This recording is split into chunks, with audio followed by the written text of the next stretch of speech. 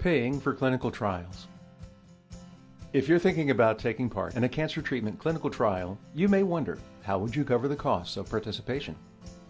There are two main types of costs related to your participation in a clinical trial: patient care costs and research costs.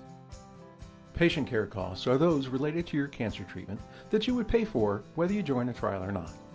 Patient care costs include doctor visits, hospital stays, standard cancer treatments, treatments for your symptoms and side effects, and lab or imaging tests.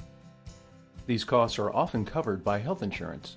In trials that meet certain criteria, federal law requires insurance plans to cover patient care costs. Research costs are those related to the clinical trial itself, such as medicines or extra tests and exams that are not part of the usual treatment for your cancer. Often, these are not covered by insurance, though they may be paid for by the trial's sponsor. Travel, housing, and childcare are other costs you may need to consider. So, how do you know which costs you would be responsible for? Start by asking the clinical trials research team. Then, contact your insurance plan. You will also find information about costs in the informed consent document that you will sign before joining a trial. Go to cancer.gov/trial costs on the National Cancer Institute's website for more guidance and resources about paying for clinical trials.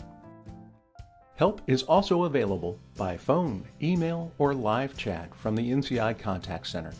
Visit cancer.gov/contact or call 1-800-4CANCER. They can answer many of your questions about cancer and clinical trials and can direct you to the resources about paying the costs of care.